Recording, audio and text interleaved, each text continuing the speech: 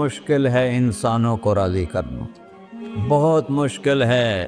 انسان کو راضی کرنا۔ اور میرا اللہ فرماتا ہے تو اتنے گناہ کر کہ یہاں سے اٹھا اور آسمان کی چھت کو لگا، ساری دنیا کے مفتی فتویٰ دیں گے پکا جہنمی ہے، پکا جہنمی ہے، پکا بدبخت ہے، لیکن ان کی نہ سننا، میرے پاس آ کے کہنا صرف ایک دفعہ یا اللہ معاف کر دے، غفرت لک ولا ابالی، میں تیرے سارے معاف کر دوں گا اور مجھے پوچھنے والا کوئی نہیں۔ اور مسلمان سارے کوئی اچھا تھوڑے ہیں۔